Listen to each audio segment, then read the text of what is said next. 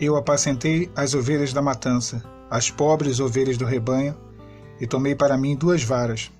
E a uma eu chamei de suavidade, e a outra eu chamei de laços. Eu apacentei as ovelhas. Meus irmãos, o profeta Zacarias, ele viveu no período após o cativeiro babilônico, e foi um profeta que o Senhor usou para poder falar acerca do castigo de Deus, acerca daqueles que eram infiéis, mas também o Senhor trouxe algum consolo por intermédio das profecias de Zacarias. Esse texto que nós lemos, ele mostra isso. O povo de Israel regressando do cativeiro, bastante humilhado pelas circunstâncias, pelas situações, pelos 70 anos de cativeiro, de exílio na Babilônia, e o povo que estava um tanto quanto longe espiritualmente do Senhor. Havia necessidade de restaurar a cidade de Jerusalém, havia, sobretudo, a necessidade de restaurar a fé.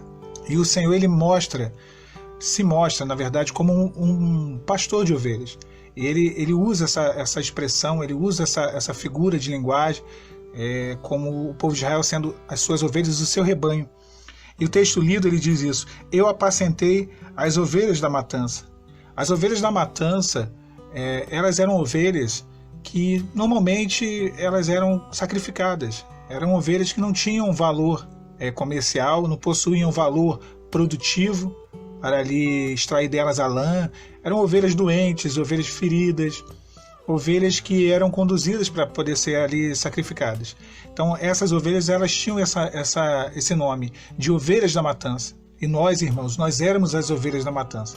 Nós não tínhamos valor nenhum para o mundo.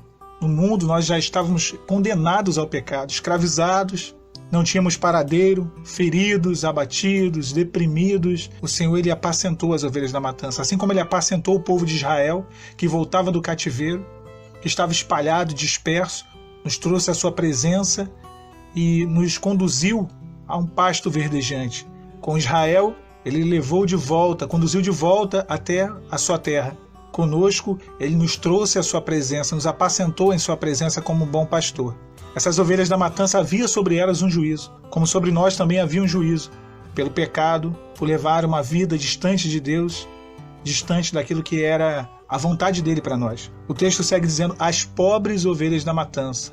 Em outras traduções, as miseráveis ovelhas da matança. Assim éramos nós, miseráveis. Não tínhamos sobre nós a graça de Deus.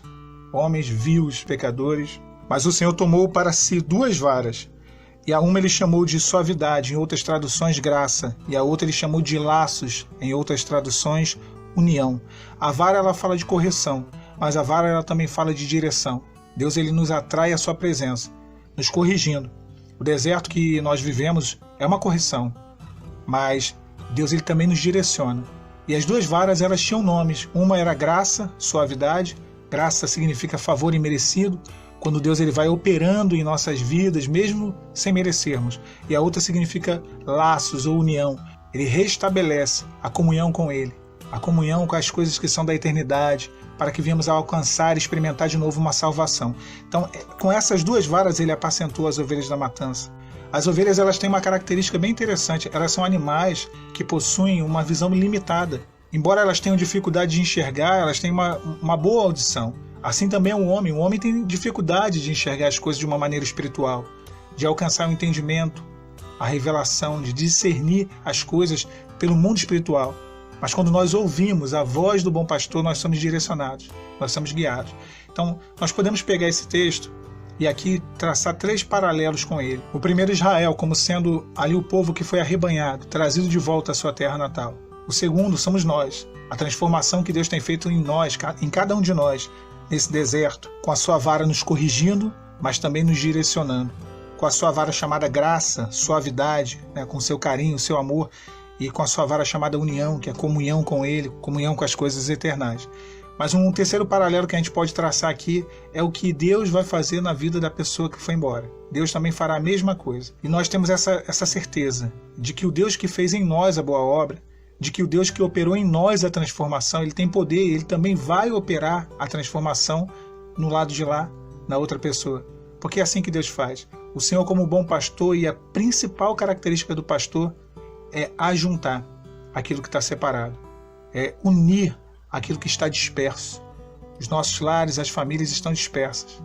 Hoje Um dia em que muitas das vezes a angústia vem, a aflição, porque normalmente celebra-se uma data onde muitos estão reunidos, a maioria, e nós vemos o caso de quem está buscando a restauração é o contrário.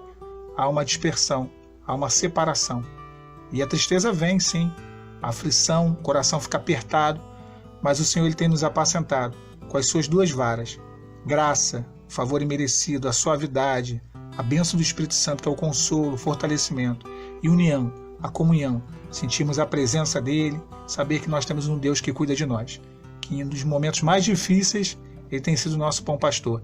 E ele há, no momento correto, ele há de arrebanhar os nossos e de restaurar e de ajuntar aqueles que foram para longe. Queria deixar com os irmãos essa palavra. Fiquem os irmãos e as irmãs com a paz do Senhor Jesus.